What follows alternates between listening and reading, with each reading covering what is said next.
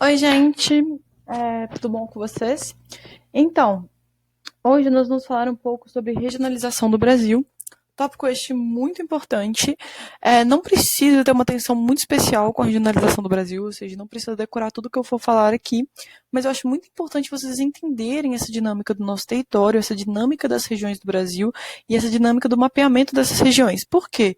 Porque muitas vezes o Enem, ele não cobra exatamente a regionalização do Brasil, mas indiretamente ele cobra você saber quais são as regiões do Brasil, o que contém em cada região. Nesse vídeo, eu não vou falar sobre cada região específica e a diferença entre as regiões. Eu vou dar um panorama mais geral e também vou falar um pouco sobre a historicidade dessa regionalização. Vamos lá? Então, primeiro, gente, a gente tem que entender que o Brasil é um país de proporções continentais. Ele é um país muito grande que ocupa basicamente quase todo o continente da América do Sul. Ele é um país com uma extensão muito grande. Então, aí a gente tem o Brasil. Ele aqui é um mapa político, ou seja, demonstra os limites territoriais do Brasil, tanto os seus estados e tanto os limites territoriais do país, e também demonstra para a gente as cidades mais importantes. Nesse mapa, o Brasil não está regionalizado, tanto é que a gente não vê o aglutinamento de regiões, né? A gente vê só vários estados com cores diferentes, mas não está regionalizado aí. Então, o Brasil é um país de dimensões continentais e a regionalização é muito importante porque é o seguinte, a gente tem um país muito grande. Como que a gente administra esse país muito grande? Então, a gente divide em unidades menores para a gente conseguir administrar essas unidades. O que é importante a gente saber de regionalização também? Que a regionalização ela foi criada com base no que os geógrafos da época estavam pretendendo com o país. Então, primeiro eles olham o caráter natural, depois eles olham o caráter econômico e assim sucessivamente. Então, a regionalização do Brasil, ela foi criada pelo homem, tá? Ela foi criada por estudiosos. E ele foi regionalizado dessa forma por uma questão política, por uma questão econômica, administrativa. Poderia ser regionalizado diferente? Poderia, tá bom? Então é muito importante a gente ter também isso na nossa cabecinha. Então aí a gente tem a território do Brasil, né? 8.511 quilômetros quadrados é a área do nosso território. E o Brasil é o quinto maior território, maior extensão territorial do mundo. Aqui tem uma foto do Brasil com vários países da Europa dentro dele, mostrando exatamente o quão grande é o nosso país. E agora a gente vai já para a nossa historicidade de regionalização. Então, o território brasileiro ele vai passar por diversas divisões ao longo da sua história, sendo a primeira ocorrida em 1913. Na realidade, a primeira não foi ocorrida em 1913. Ocorreu na divisão territorial lá no Tratado de Tordesilhas, em capitanias hereditárias. Só que 1913 é quando o país já está muito parecido com o que ele é atualmente, então a gente tem essa divisão regional, e aí a gente fala que é a primeira regionalização, mas lembrando que não é exatamente a primeira regionalização. Em 1938 é criado o IBGE, que é o órgão Instituto Brasileiro de Geografia e Estatística, e é o órgão que é o principal responsável pela atual divisão do Brasil, atualmente, e também ele mapeia a nação. Mapeia como?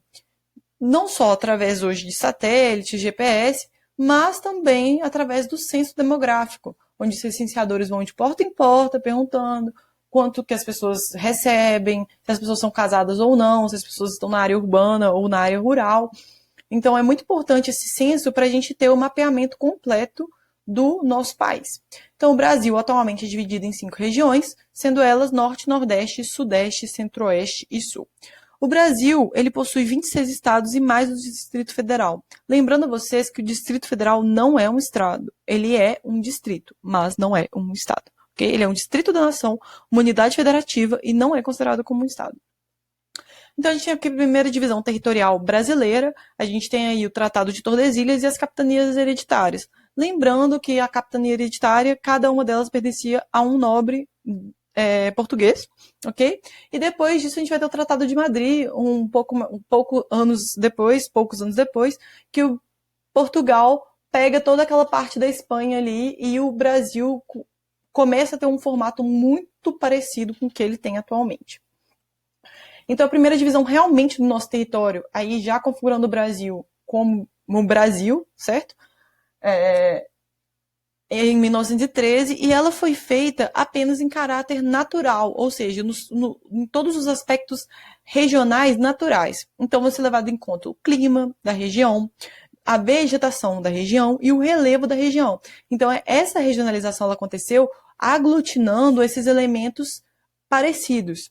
Okay? Então, por exemplo, ali na nossa região setentrional, né, a gente vai ter a floresta amazônica, que vai conferir a essa região um determinado aspecto, diferente, por exemplo, da meridional, que é o sul do nosso país.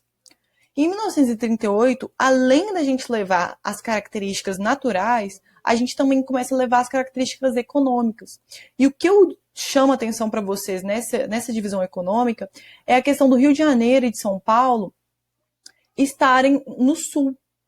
Porque hoje a gente sabe que Rio de Janeiro e São Paulo estão no Sudeste, e o Sudeste confere, ele atualmente é o centro econômico da nação, né? Só que nessa época está no Sul. E o que explica isso? É que essas regiões eram as regiões que tinham a capital da nação. São Paulo era um principal polo econômico, um principal polo de exportação cafeeira, e já Minas Gerais não tinha essa expressividade que tem atualmente, tá bom? E a regionalização atual, a gente tem a criação de Brasília em 1970 e a criação do Distrito Federal posteriormente. A regionalização se torna muito parecida com o que a gente tem hoje, sendo aqui, ó, no Sudeste é o principal centro econômico do país, no Norte a gente tem o bioma amazônico predominante, mas todas essas diferenças de regionalização a gente vai ver nos próximos vídeos. Esse vídeo foi só para apresentar para vocês a regionalização do nosso país. Um grande abraço e bons estudos!